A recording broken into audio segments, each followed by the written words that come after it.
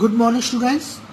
आज हम class 4th की एसएसटी का second chapter our country and its neighbours यानी कि हमारा देश और उसके पड़ोसी देशों के बारे में जानेंगे। जैसा कि आपको पता है कि हमारे देश का क्या नाम है, इंडिया, जिसे हम भारत या हिंदुस्तान भी कहते हैं।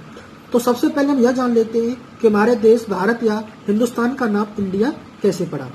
तो बच्चों, जब अंग्रेज हमारे देश में आए थे तो तब उनको हमारे देश का नाम यानी कि भारत या हिंदुस्तान प्रोनाउंस करने में बड़ी डिफिकल्टी आई। तो उन्होंने फिर हमारे देश का नाम अपने हिसाब से रखने की सोची। फिर उनको पता चला कि जो हमारे देश की सभ्यता थी सिंधु घाटी, उसको इंडस वैली भी कहा जाता था, जिसका लैटिन लैंग्वेज में यानी लैटिन भाषा में जिसका मीन्स होता है इंडिया, जिसका मीन्स क्या होता है, इंडिया। तो फिर उन्होंने हमारे देश का नाम इंडिया रख दिया, जो फिर उस टाइम पर काफी फेमस हुआ और कई देशों जो और भी डिफरेंट कंट्रीज थी वो हमारे देश का नाम इंडिया से ही जानने लगी। तो इसलिए फिर हमारे देश का नाम इंडिया पड़ गया। अब जानते हैं हम कि जो हमारा देश है वो बहुत बड़ी कंट्री है, जो नॉर्थ से साउथ, उत्तर से दक्षिण की तरफ, जो नॉर्थ टू साउथ 3214 किलोमीटर्स फैली हुई है।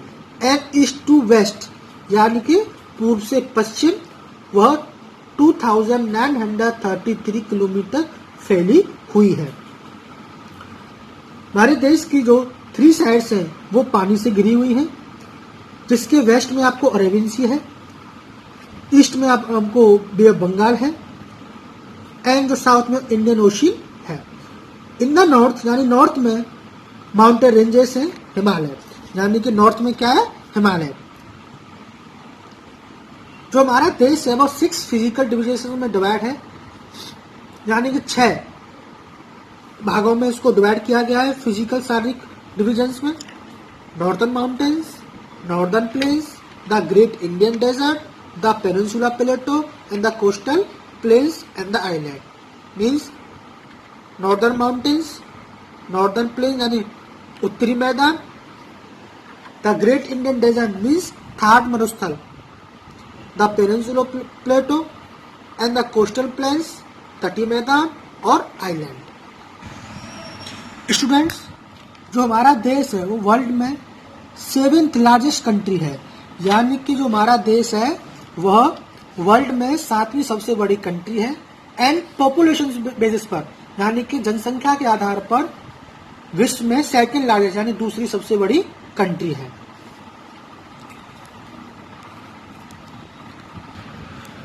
बच्चों, जो हमारे इंडिया का जो नॉर्थ पोर्शन है वो ब्राउन है, जो हिमालय माउंटेन्स को क्या करता है, डिनोट करता है। जो हमारे इंडिया का जो नॉर्थ पोर्शन है वो ब्राउन कलर में है, ब्राउन है, जो हिमालय माउंटेन्स को क्या करता है, डिनोट करता है। वर्ल्ड में जो सबसे हाईएस्ट माउंटेन रेंज है वो हमारे इंडिया की नॉर्थन में ही फॉर्म है, नॉर्थन बॉर्डर पर ही बनी हुई है। और ये जो माउंटेन्स होते हैं वो बहुत सारी नदियों के सोर्सेज हैं, बहुत सारी नदियां यहाँ से सोर्स है बनती हैं।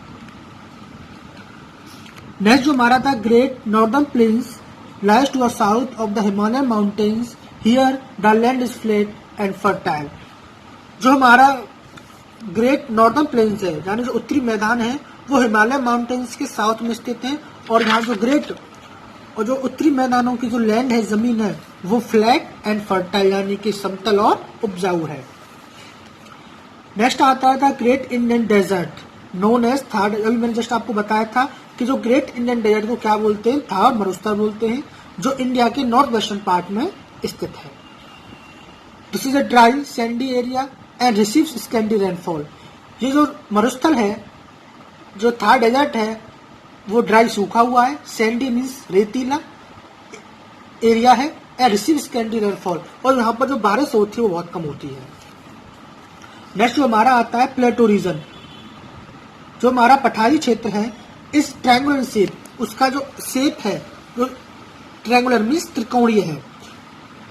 यह नॉर्दर्न प्लेन्स के साउथ में स्थित है और कन्याकुमारी तक फैल। नेक्स्ट में जब हमारा आता है कोस्टल प्लेन्स यानी कि तटीय मैदान। जो हमारे तटीय मैदान है वे वेस्ट में वेस्टर्न घाट और अरेबियन सी के बीच की जो लैंड एरिया है उसको ऑक्यूपाई किए हुए हैं। एंड ईस्ट में जो ईस्टर्न घाट और वे बंगाल मीन्स बंगाल की खाड़ी के बीच का जो लैंड एरिया उसको कोस्टल प्लेन तटीय मैदान क्या ऑक्यूपाई किए हुए हैं। अब इसके बाद आता है हमारे इसके अतिरिक्त हमारे देश में दो मैन आइलैंड ग्रुप भी हैं। जो फर्स्ट है जो बंगाल की खाड़ी में स्थित है वो क्या है, अंडमान एंड निकोबार आइलैंड। अंडमान और निकोबार आइलैंड बंगाल की खाड़ी में स्थित है। एंड अरेबियन सी में लक्षद्वीप आइलैंड स्थित है। अब बच्चों आज हम इतना ही पढ़ेंगे। नेक्स्ट जो रिमेनिंग चैप्टर होगा हम अपना कल क्लियर करेंगे। जिन बच्चों ने अभी अपनी बुक्स नहीं ली हैं वो अपनी बुक्स परचेज कर लें, जिससे कि उनका वर्क टाइम से टाइम कंप्लीट होता रहे एंड उन्हें चैप्टर को समझने में पढ़ने में कोई भी डिफिकल्टी नहीं आए।